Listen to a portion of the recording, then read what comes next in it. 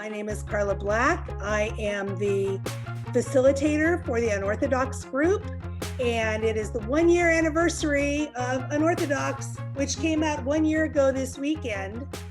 I am here with Lili Rosen, who everybody that I interviewed for my little Unorthodox series has said that Ellie is the heart of the show.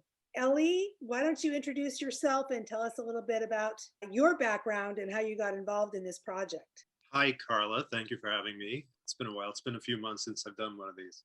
And I always like to say something a little bit different, not to sound too rehearsed. Obviously, some of you may know this, some of you may be familiar with this, but I grew up in the Hasidic community in Borough Park in Brooklyn, which I like to say is adjacent to Esti Shapiro's Williamsburg. And my mother was actually born in Satmar, the province, not the town, in Hungary. Wow. But probably like 20 kilometers from the town of Satmar. I spent most of my life, certainly most of my childhood, kind of immersed in this culture. I've kind of made my way since then out into the greater world. And about, is it 5 years now? I think it's almost 5 years ago that I left my prior career as a lawyer and decided to devote myself to the arts. I joined a Yiddish theater company. Were you still in the Satmar community when you were an attorney, or was that something you started that journey on when you left? Well, we were never kind of card-carrying members of the Satmar community. Oh, yes. We never really belonged anywhere as a family. My father was actually very close, connected to the late Satmar rabbi, but we all kind of did our own thing and went our own journeys. And everybody, two of my brothers joined 2 different Hasidic groups. I spent some time in Chabad myself as part of my search. And that's where I was when I was in law school. I was sort of Chabad, leaning toward this kind of modern, progressive, neo-Hasidic vision. Eventually, I would say I more or less left the practice altogether. But I was still very much connected culturally, and I have a great love for the language and for the tradition. So I joined this Yiddish theater company, and I found myself being asked to translate, to consult on productions. I started getting calls from filmmakers. I think my first kind of break outside of the theater was when I consulted on a project on a Yiddish episode for High Maintenance, the HBO show. That was with my friend Luza Twersky. He was the guest star of the episode, and he recommended that they hire me to be the Yiddish consultant. And you didn't know that that was a career choice. I didn't either. I actually auditioned for like a supporting role in the show, and I was shortlisted for that. But my friend Loser was like, yeah, we can get anybody to play that role. We need you to be the consultant. And he's actually quite well known. He's in another film about leaving the community as well, correct? Well, he's actually one of the featured subjects of the documentary, One of Us. Right. Which I also did a little bit of behind the scenes work on that. They did an amazing job with that doc. I just found myself, I guess the demand was there, the supply wasn't. I was kind of Johnny on the spot and ended up carving out this niche as the Yiddish consultant until I got an email from Alexa in, it's got to be 2018, right? And how did she find you? She, I guess, was asking around in Berlin and kind of the Jewish or Yiddish speaking circles in Berlin. And a friend of mine who's ex-Satmar as well was by the name of Uschi Katz, was a Fulbright scholar in Berlin. He was studying something terribly smart, but he was doing some kind of research. And they asked him if he knew anybody that would be capable of taking on something like this or willing to do something like this. He recommended me, and that's how they got to me. And initially, I didn't really respond to the email because I was getting a lot of requests from like small underfunded projects or student projects that didn't really have the wherewithal to pay. Frankly, I needed the money. You know, I have a question. I think it's really interesting that you're consulting in this world, but you've also left this world. Mm-hmm. in a lot of ways. So is there ever maybe like a duality for you? Because a lot of people leave the community, they want nothing to do with it. They don't want to think about it. They want to move on with their lives. You sort of have a foot in both worlds in a way. Oh, absolutely. And it's not just this duality. There's a lot of different parts, a lot of different layers. Sometimes it's really difficult to remove yourself from the situation and be objective about it. And in the very beginning, I had difficulty with that myself. And especially when you're looking at things like, dramatic license and authenticity and storytelling. And if you're not familiar with the way the sausage is made and you're very close to the subject matter, it's kind of difficult to. They're not making a lot of sausages there though, Ellie. Yes. It's not kosher. Bad joke, sorry. Well, there's kosher sausage, certainly. Oh, okay. Um, Morningstar Farms. I don't think so. Well, certainly not for us. But you can go to the Satmar meat store and get sausage. Yeah. So there's a steep learning curve that you go through, where you kind of learn the trade, you learn the environment, you learn what works and what doesn't work, and then also a big part of it is translating, not just translating the actual words in the text, but the cultural translation piece, where trying to tell a story, and the writers or the filmmakers and directors often don't have your perspective on that story, so they come in with their own perspective, and you kind of have to translate it into what works in that world, and then reverse translate it for a general audience. Wow. So there are a lot of different layers, a lot of different parts to that, which I find intellectually stimulating and challenging, but also very rewarding. I'm not sure that I remember the question. Well, I digressed. I apologize. I was asking sort of how you said you got a call from Alexa, and that was about 2018. And I was asking how she had found you. Yes, so that's how she found me. It took me about 3 weeks to respond to the email, because it was very kind of cloak and dagger. There wasn't a lot of information in it. It was all very confidential, and it was hard for me to get a read as to the scope of the project and whether there was any prospect of getting paid for it, or it actually reaching an audience of any kind. It was a German project. I didn't know what that meant. So initially I was a little bit skeptical, but then I did a little bit of research, found out they were for real, and, jumped on board. So was it difficult or easier to work with Amit and Shira, since they spoke Hebrew? But obviously it's not the same language, but they're informed by each other. How challenging was that? I was involved in pretty much the entire pre-production phase, including casting. They floated some names for me, and they floated a few people they were looking at in Israel. As soon as I heard Shira's name, I was super excited. I was a big fan of hers from Shtisel, and I was both very excited at the prospect of working with her. I was excited that she would bring so much heart and skill and personality to the show, and to the central character of the show, and kind of drive the show and drive the story. So I was very much in favor of that. I'm pretty sure I told them that, all else being equal anyway, I'd much rather work with a non-Yiddish speaker from Israel. There's definitely an advantage to a Hebrew speaker versus certainly an American native English speaker, yes. But yeah, Israelis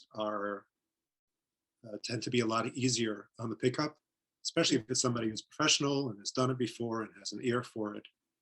Like for us, the challenge was the R, the Reish, which is more rolled in the Hungarian Yiddish variety, and less kind of guttural like that French R that the Israelis have, at least Ashkenazi Israelis. The Sfaradim have the same R as the Hungarians. And then the vowel sounds. The The vowels are really difficult because Israelis tend not to do long vowels. They only do short vowels. In Israel, you don't even see the vowels. Because, They're invisible for the most right, part, and that's why they're so short. exactly. I mean, they're a dot, they're a dash. Right. So they don't do ooh, for example. They just do Uh-huh. I would keep driving home the point, like moo, say moo like you're a cow.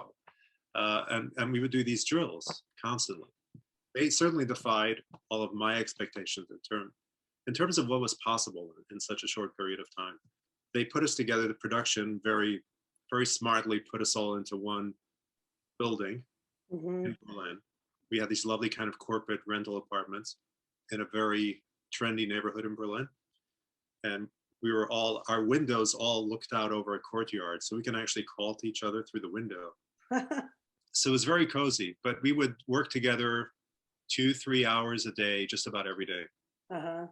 in the 5-6 weeks that we were there pre-production. So And you did say that you had a lot to do with the casting, or you had input with the casting, because several people, like Ronit, for example, and I know Abby as well, came through knowing you through the Yiddish Theater Company.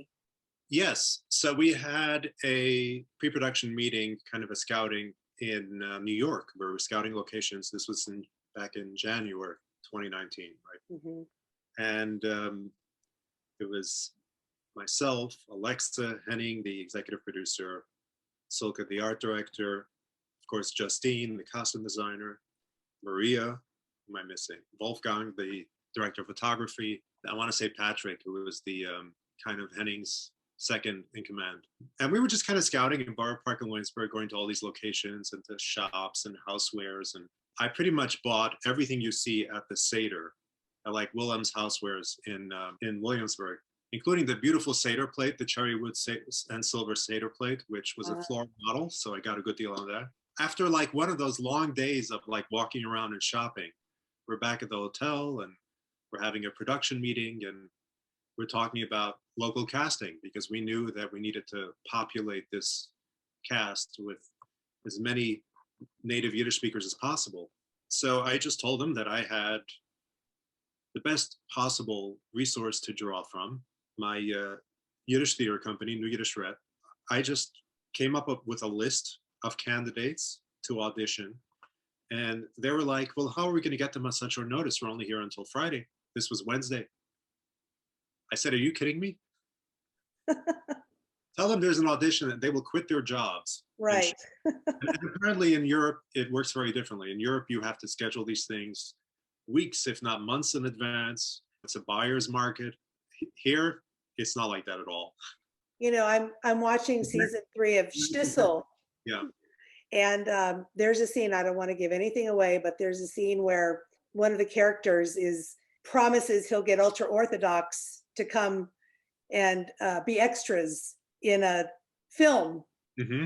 And he goes out to the ultra Orthodox community and they say, that's horrible. We wouldn't want to be in a movie. That's just heresy and it's terrible. And, you know, a pox on your house. So he has to go out and find other people to become the extras. You probably can't get a lot of people within the community. You have to find people who have left the community, I would guess. Yes, for the most part, with very rare exception. I mean, there are some people that are kind of at the margins that are kind of have their toes in both worlds, but for the most part, yeah, it's kind of a catch-22. So I prepared a slate of auditions. I think it was 9 auditions, and 8 of whom ended up joining the cast. And these are all my friends from the theater, including Ronit and Gara, Mm-hmm. David, and Malky and Melissa that played Esti's friends. Uh-huh. And And Gara is Ronit's husband, but he plays the father of Esti in the series. that's right. And there was a show we did together at the theater where Ronit played my wife and Gara played our son-in-law, Sigurd Flieger. Funny. And Gara's quite a well-known actor in Israel too. Gara is a star. He's Mhm. like, he created this character that's kind of like, I guess the best comparison I can come up with is like Kramer in Seinfeld. But he created this really wacky character that's just very iconic in Uh-huh. Israeli comedy right now. People hire him to do host shows and bar mitzvahs in character. Funny. He's one of the most talented and gifted actors I've ever had the privilege of working with, and he was my coach as well. He taught I've me. seen him in a couple of other Israeli films that Shira is in as well. Yes, yes. He did the Jellyfish, I think it's called, with that was the Natalie Portman film that he did with Shira, and I did another film with him called Minion, which should be available to stream soon, actually. So I'll give that a shout out. Cool. They just signed a distribution deal. It's a show about a Russian kind of first generation American kid in Brighton Beach, growing up in Brighton Beach, who attends a yeshiva, but he's kind of dealing with his own sexuality. And this is in the 80s, kind of at the height of the AIDS epidemic. So a very, very powerful and important movie, but also this beautiful, I don't know, kind of Call Me By Your Name meets, Yeah. well, unorthodox, really. To me, it's so amazing that the journey this show has been on this past year. I had really enjoyed Shira in Shtisel, and so I was really excited to see Unorthodox came out, and to see this show get the kind of accolades it's gotten, and to see Shira up against actors for the Emmys like Kerry Washington, like Kate Blanchett, all these American well-financed films is so incredible. And I wanted to ask you also, were you surprised that it was in these categories and wasn't in like a foreign film kind of category? Because it's Yiddish, it's filmed in Berlin. There's very little that feels American about it, even the New York parts of it. Yes and no. I mean, well, we were kind of fighting with Netflix early on, kind of not to marginalize the show. They had somewhat lower expectations, and I understand that's kind of how they do things. But yeah, they did see it as more of a genre piece. They saw it as kind of a German show. In fact, when they were first apprised of the fact that it would be more than 50% Yiddish, they didn't appreciate that Yiddish and German are two different languages. And so they thought, well, it's a German show, so who cares? So I guess the good news is they were much more open to that, because generally it would be very difficult to do an American show that's less than 50% English. But we got away with it because of that. So that was to our benefit, certainly. They thought it would perform well in certain markets. They thought it would perform well in kind of the shtisel market, the American-Israeli world Jewry market. They thought it would perform well in New York and in Berlin and in Israel. I mean, that's pretty much what they expected. Nobody expected it to be the international hit that it was. I remember in the first few weeks getting messages from Saudi Arabia, from Turkey, from Iran, just all over. People really responded to it. People really related to it. It really resonated to so many different audiences. The only criticism really that I've heard from people who didn't like the show or didn't care for it in some way was that they felt that there weren't any empathetic characters that were from the Satmar community, the mother or the father, the mother-in-law, even the bubby hanging up on her. That seems to be the biggest challenge people had with it. For you, again, straddling both of those worlds, how do you feel about that complaint or concern? Well, first of all, if they have, if people have an issue with that, then they have an issue with the reality, right? Because the reality is, for so many of my friends, that that is exactly what they faced. That is exactly what they experienced, and not just Deborah Feldman, but there are so many people whose experiences very much track that of Essie Shapiro. People that I call my friends, people that I know personally. I personally did not experience that because I'm truly lucky. My family still struggle with accepting me, but they do accept me. I think we've all come a very long way in terms of what we can expect to overcome as a family. Mm-hmm. And I'm really lucky to have that. But most of my friends were not as lucky. So that's just the reality of it. Now, I would take issue with anybody saying that most of the characters did not come off as sympathetic. I thought the rabbi was really sympathetic. That's a wonderful rabbi, by the way. I think he was Um, overlooked for those awards, and that's criminal. Actually, what I usually tell people is that the only true villain in that story is the rabbi, because everybody else is a victim of the system. You might argue that the rabbi himself is also a victim of the system because he didn't create it. He might help perpetuate it, but he was born into it as well, and thrust into it as well. But certainly the other players are just kind of playing their roles, doing what they think is expected of them. Nobody's actions are motivated by evil. Nobody's actions are motivated by ill will. Well, Moshe, Moshe, a little bit. Uh, He's a Moshe, complicated, conflicted character. well, he's certainly the antagonist, That. right? He's certainly the antagonist, but he's actually one of the best, one of the most well-rounded characters in the show. He is in many ways kind of the Este's alter ego, because he leaves and he returns, and he resents Este's freedom because he wants it for himself, and she succeeded where he failed. So it's very complicated. Most of these criticisms stem from a failure to really see the characters for who they are and to understand the layers and just kind of look at the surface of it. Well, or to personalize it, which people tend to do anyway. You know, that Right. a character is too much like or not enough like somebody that they know. Speaking of complicated, I did want to ask you about filming in Germany, because that really messes with my mind. How was that for you? That was incredibly intense on so many levels. That was probably the most difficult days on set for Justine, the costume designer, and myself. So many moving parts, so many people to manage and oversee. And it was in the middle of a heat wave. It was the hottest days of the summer. Everybody's in their layers and layers and fur hats in this wedding hall, which, by the way, was a Turkish-owned wedding hall, very popular in the local Muslim community, including local Palestinian community. And it was interesting to see that the aesthetic translated very well to the Hasidic community. But it being a European wedding hall, there was no air conditioning, and we couldn't run fans or anything like that because of the noise. So it was intensely hot and humid. But something really beautiful happened. I mean, generally when you do these group scenes or just with working with extras in general, extras do not have it easy, right? They're treated like furniture. They're used like furniture. They're people who want to be actors, but they don't really get to act generally. Just very broad strokes there.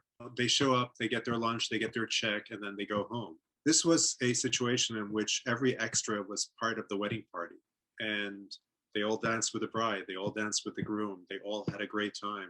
It was just so wonderful and so beautiful, that feeling on set. And then we had several rehearsals for the extras where, you know, they had to learn the songs and they had to learn kind of the dances. And I kind of taught them the basics of presenting as a Hasidic Jewish man. And then, of course, the fact that, you know, we tried our damnedest to cast as many Jews as we could. Certainly people playing the roles of Jews, we wanted as many of them to be Jewish as possible. It being Berlin, it wasn't the easiest thing to do.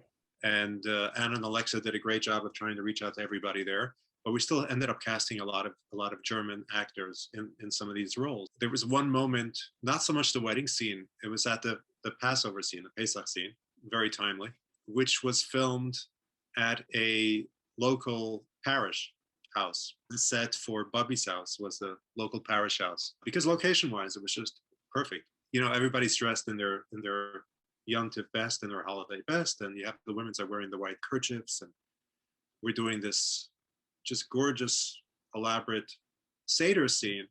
And then we go outside for a 10. And I see this, one of the extras, her costume was so convincing and her look was so convincing. She was actually playing the part of a pregnant woman, a very pregnant woman. And then she steps outside, joins her colleagues for a cigarette.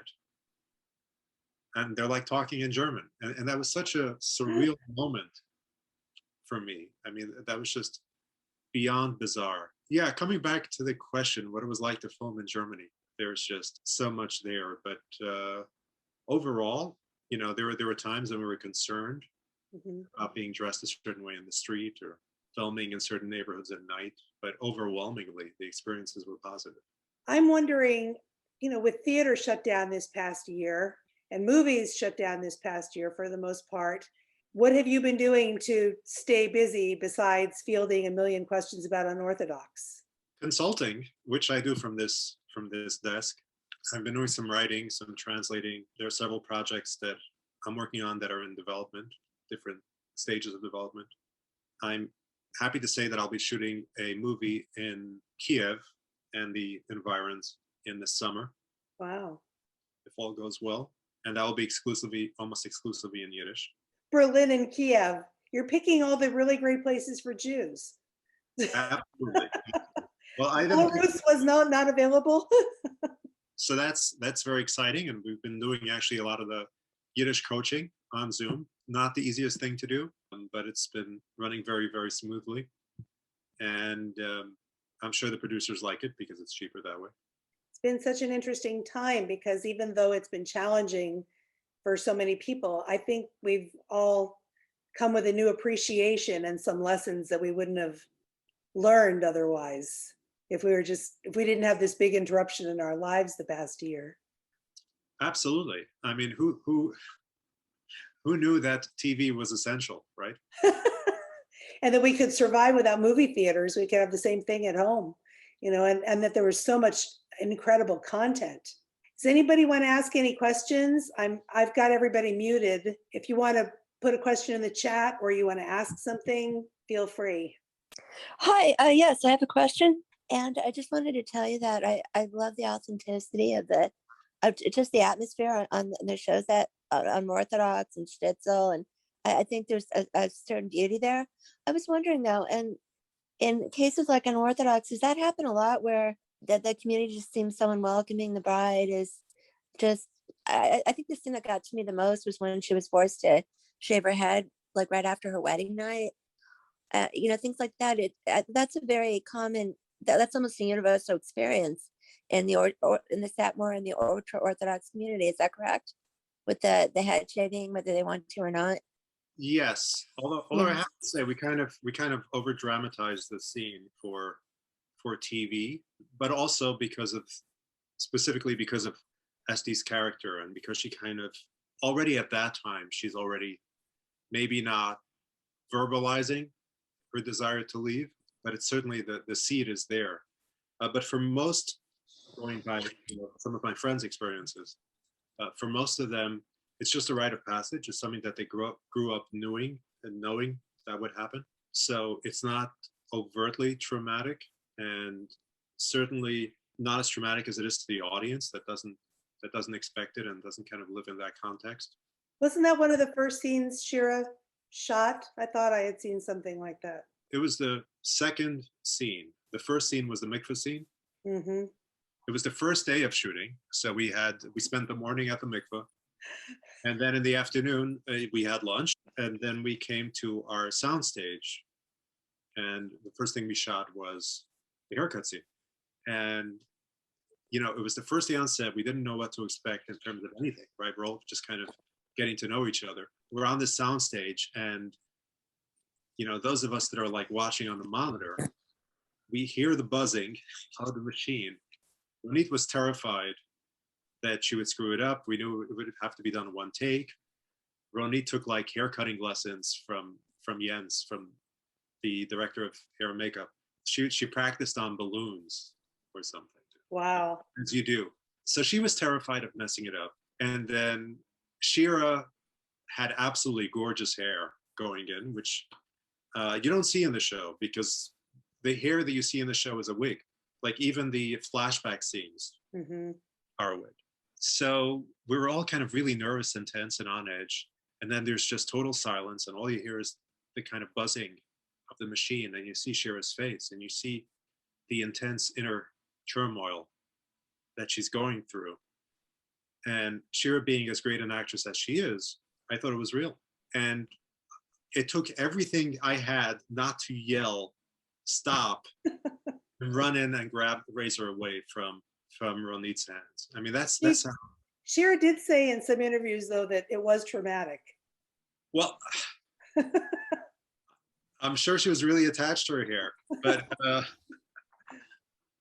yeah, and that's one of the reasons why everybody thought it would be a great idea to shoot that on the first day, because it helped her get into character. For kind of hair and makeup purposes, it seemed to be the way to go. But yeah, she was thrown into the deep end on the first day. So Do you have a favorite scene in the series? it's hard to pick a favorite, but one of my favorites, I think, is the scene in the hotel room where Yankee cuts off his payas, partly because we were all squeezed into this tiny hotel room. I was literally, 5 feet away, and we're all just packed in there. And there's just barely enough room for like Shira and Amit in the frame. But also I had, as a teenager, cut off my payas twice. So it was in many ways the most personal for me.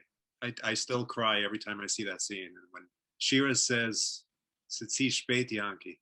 Verstehst du nicht? Es ist zu spät." That just, Do it's you too want to late. translate that, since our Yiddish is not as good as yours?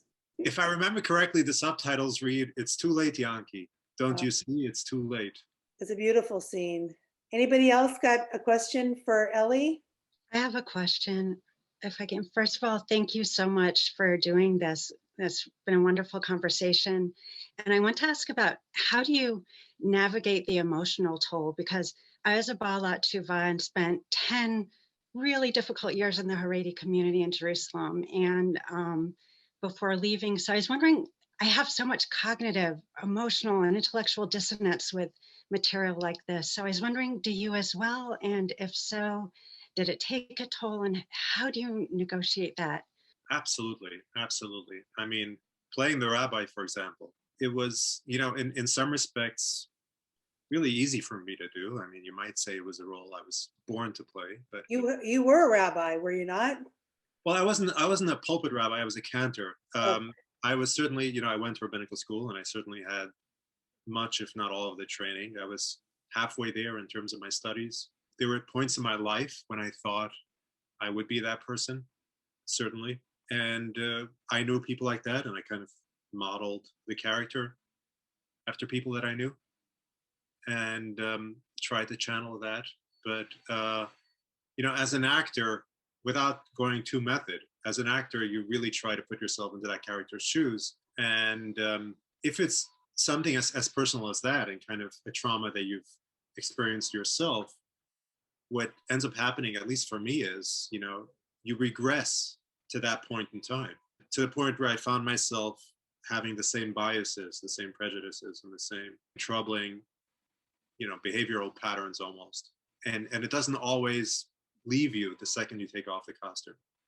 So that's something that can be hard, but also just, being behind the camera. I mean, like I said, it's hard to divorce yourself from it or remove yourself from it, and be objective, especially about things that you care so deeply about, or they used to care so deeply about. I almost developed this knee-jerk reaction on set when somebody would suggest something and be like, "No, you can't do that," or "This is wrong," or "That is wrong." And I became kind of, the rabbi on set, constantly policing people's behaviors. I mean, policing the women's costumes has got to be the hardest part, really. Having to be the modesty police on set. For the story to be authentic, minor details may have to be inauthentic. Mhm.